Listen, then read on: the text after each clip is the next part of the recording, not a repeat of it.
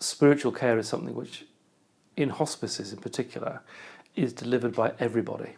So whether you are an orderly who's cleaning in the patient's room, or a volunteer who brings somebody something to drink, or a staff nurse, or the chaplain, or spiritual care lead, or the chief executive, we all offer spiritual care by the way in which we are with people.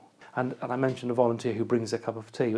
That sounds really simple and basic, but actually, if you're on a ward or you've just come into an outpatient's clinic and you're nervous, you don't quite know what's happening, someone who comes up and is welcoming and approachable and warm and who's able to say, can I help you? What is it, should I just sit with you and have a chat with you for a while? That's real spiritual care, because it just enables somebody else to have a sense that I'm not in this on my own.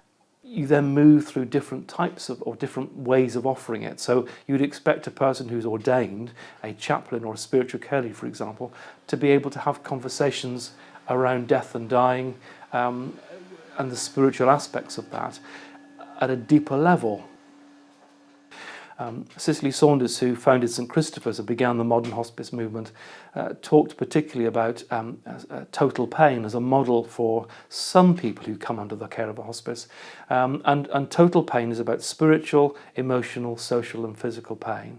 And very often in enabling in a multi-professional team all of those aspects to be discussed, one can avoid somebody finding themselves in total pain.